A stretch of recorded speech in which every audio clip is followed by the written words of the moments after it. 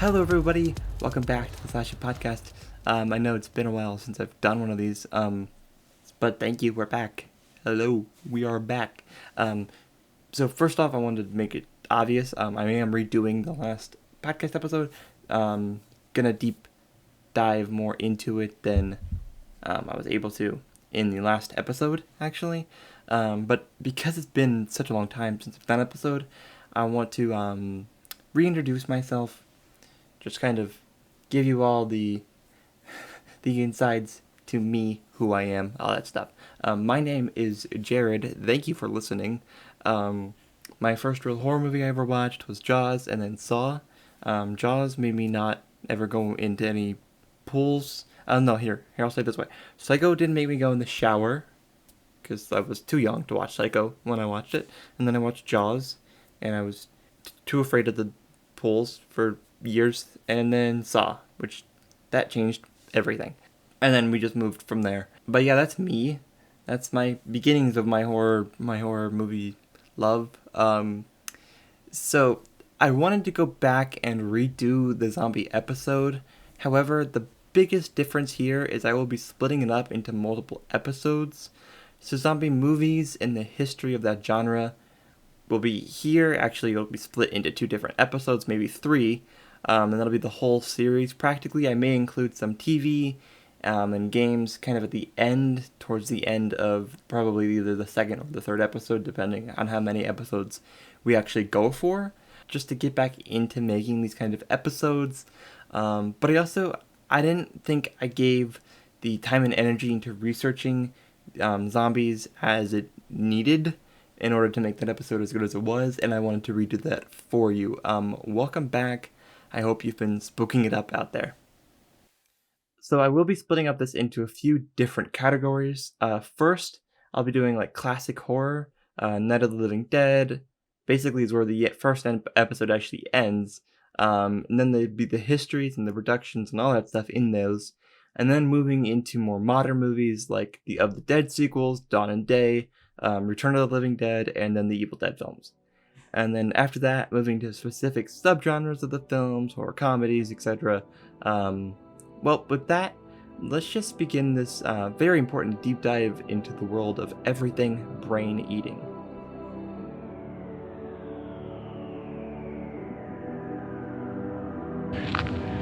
They're coming to get you, Barbara. Medical examination of victims' bodies shows conclusively that the killers are eating the flesh of the people they kill. Please! Don't you know what's going on out there? This is no Sunday school picnic. A widespread investigation of reports from funeral homes, morgues, and hospitals has concluded that the unburied dead are coming back to life and seeking human victims.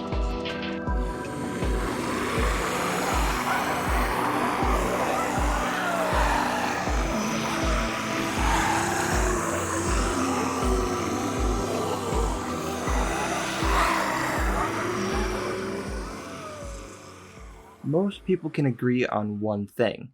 Night of the Living Dead created zombie movies as we know it. However, there is one thing you might have missed. George Romero may have sparked the wave of zombie media we have today, but he was not the creator of the zombies itself. In fact, a lot of the stereotypes that came from the modern day zombies came from one movie itself, and only popularized by the stereotypes usage in Night of the Living Dead. I, of course, am talking about White Zombie, which came out in 1932. We need to touch on a very important detail that is far less known now before we can discuss White Zombie. The zombies weren't always the living dead the way we think of them. Zombies, or at least the very, very quote-unquote bottom of the temple in terms of zombie history, started from Haitian folklore. In fact, the name zombie, originally spelled without the E at the end, actually originally referred to a snake god until the meaning changed once the name of the god changed. I think this is incredibly interesting because it just shows the evolution of names and things that would ultimately be permanently tied to a different thing that the name originally didn't have. From everything I researched, quote-unquote zombies were put under or close to a feeling of death by the use of drugs or toxins. But forgive me if I'm mispronouncing this. I tried to look it up, but I couldn't get a correct pronunciation. It's Bokor. Bokor. It's basically a practicer of voodoo. Once they would eventually die, one way or the other, the practicer would revive them and put them in a trance, therefore creating zombies the way that we understand them. Another thing is, in folklore and theory, the idea of becoming a zombie is far, far worse than even death.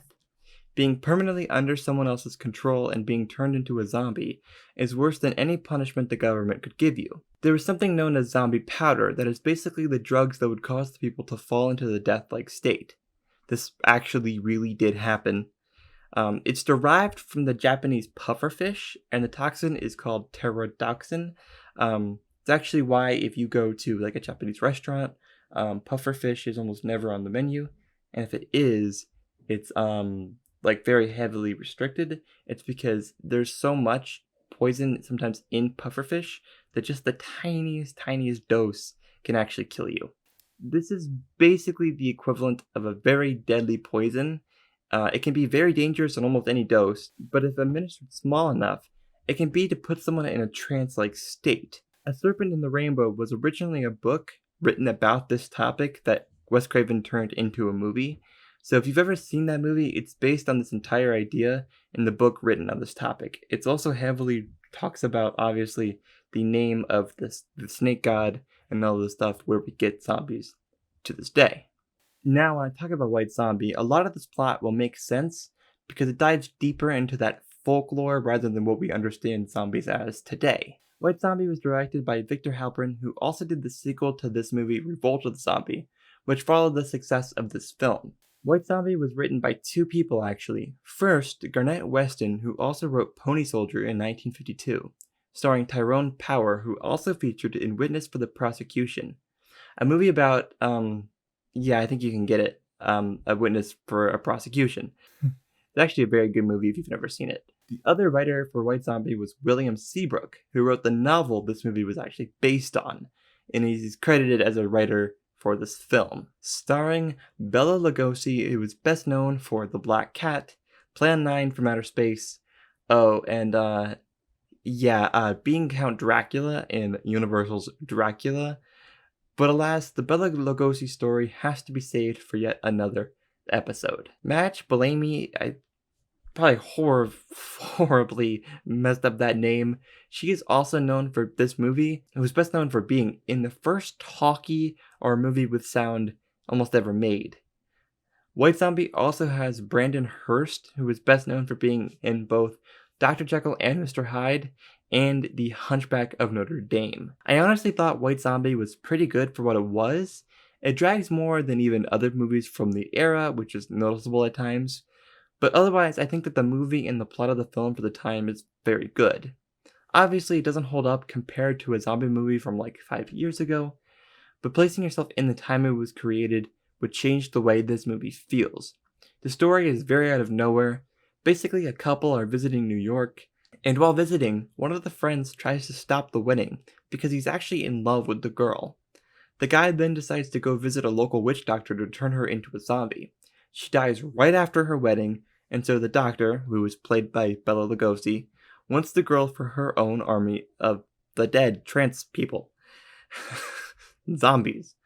As you can tell by that synopsis, it's very different and a completely different understanding of what a zombie is and how we understand them today in terms of zombies. And they're going for the brains in this movie. That's not really their whole thing. They're under the trance of somebody else. I wanted to discuss White Zombie first because it probably is really the first iteration of zombies, like the closest thing we could get to zombies.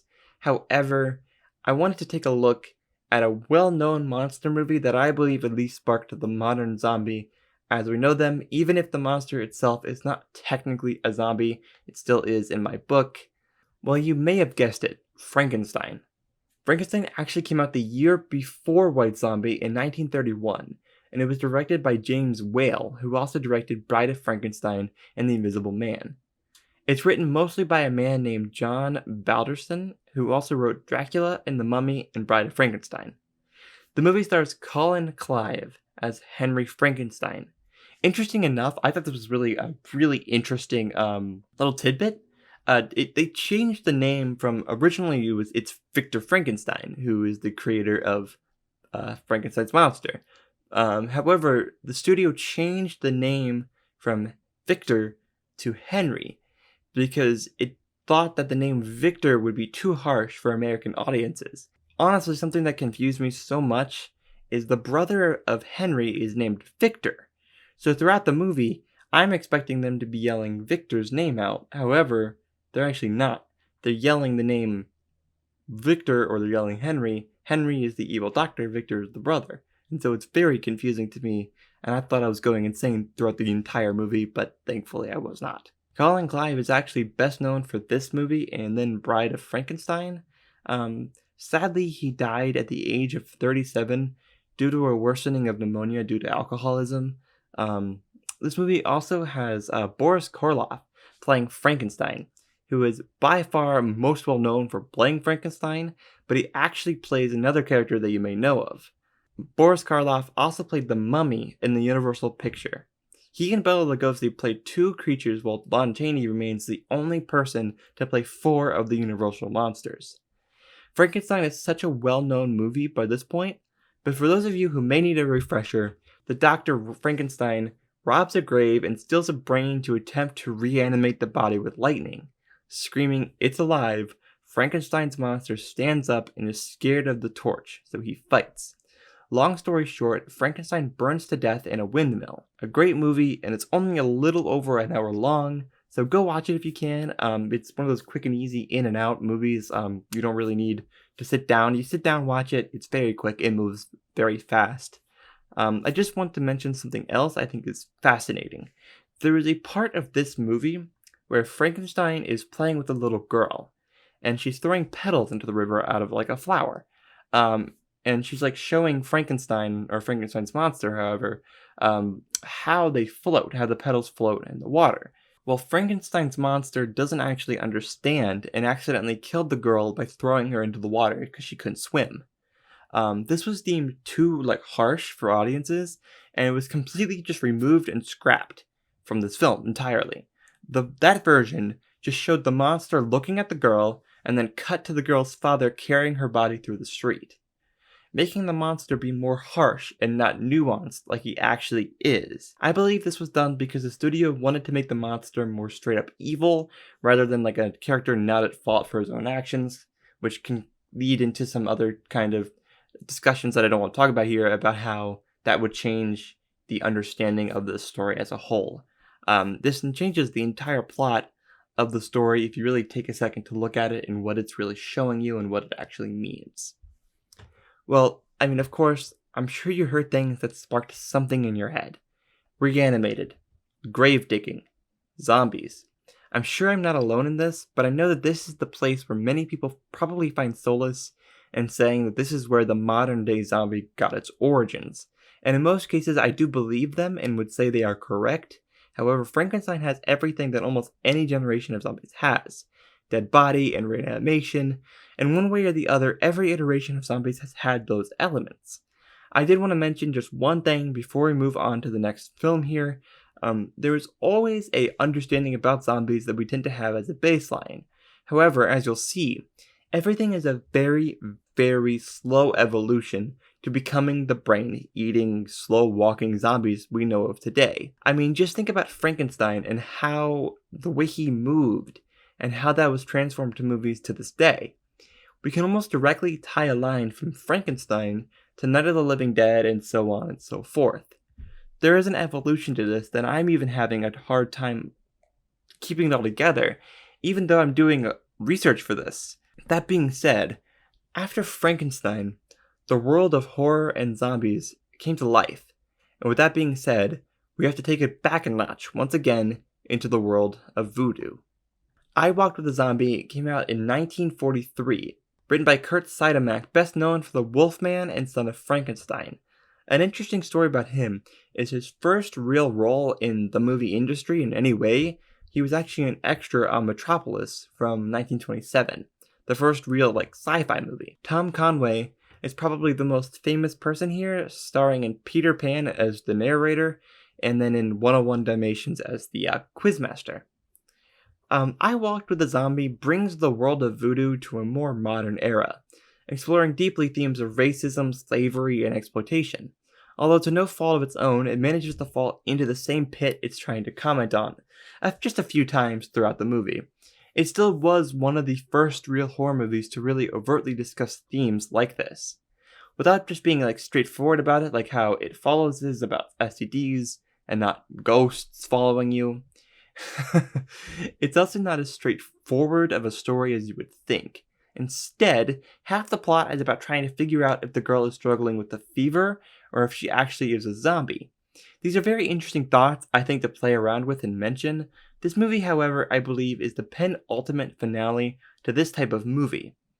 While there are some other films around this time, the biggest jump in zombie culture is the one you've been waiting for me to deep dive into, and so of course I will when that time comes.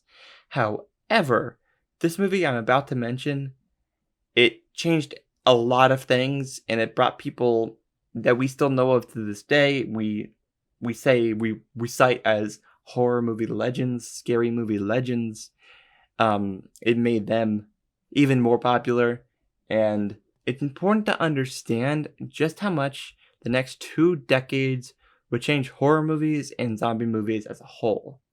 Well, in order to understand and discuss Night of the Living Dead, first we have to discuss what inspired George Romero to create Night of the Living Dead, how it changed zombies and cultures for decades to come. The Last Man on Earth brought us just one step closer to Night of the Living Dead and zombies as we know them today. The Last Man on Earth stars just a little-known actor called Vincent Price, best known for this movie, House on Haunted Hill, and also a little fun fact, one of his last roles he played was actually the inventor in Edward Scissorhands. However, I did want to mention something that I think is very interesting about this movie and how important it is to Night of the Living Dead and zombies just as a whole. So this movie almost definitely has zombies the way our current culture sees them, right? Sort of. The so-called zombies are not zombies in this movie, but rather vampires. You heard me right, hordes of undead, garlic-repelled vampires, which is why you can't call this movie the ultimate zombie movie, because they are in fact not zombies, they are vampires. It's very close. In fact, they even talk about it spreading and there's an outbreak and everyone in the world becoming vampires or they're dead. In fact, the vampires even swarm him like zombies would. But no, they're not zombies, they're vampires. It's very intriguing to me, and something I think we really should talk more is just about how this movie deserves to be better recognized for starting the zombie revolution of the modern day. We know it now, but this movie deserves more than what the current culture knows it of. Everyone knows Night of the Living Dead, but nobody knows what inspired it. Well, here we are. The ultimate zombie movie. The beginning of zombie movies as we know them.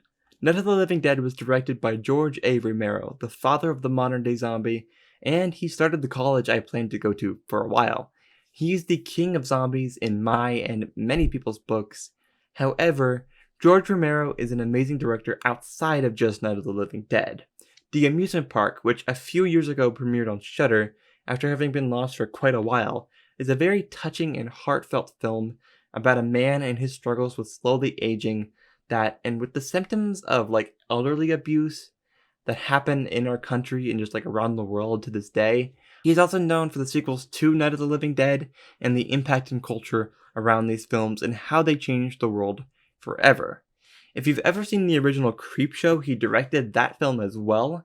Let's jump to the story of Night of the Living Dead, its impact in horror, and how it changed scary movies forever. Night of the Living Dead starts by having a brother and a sister visiting their father's grave.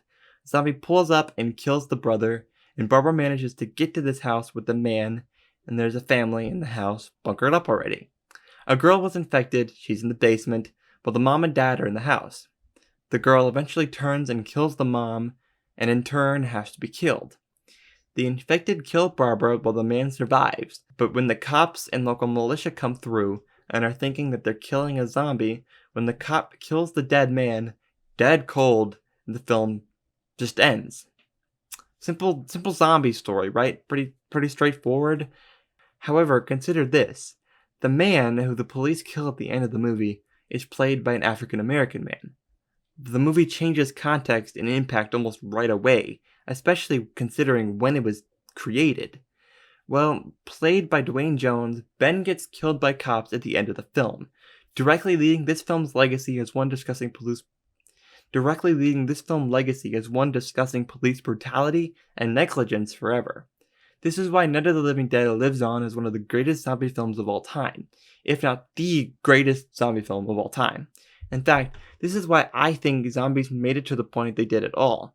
Zombies as a whole would not be anything like we understand them today if it wasn't for both the very pointed decision based on race that happened in that movie. However, I do have some very interesting things to note here. First of all, the character of Ben was not written to be a person of color, but rather written without a race in mind, and just wanted to decide who the best actor was when they came into audition.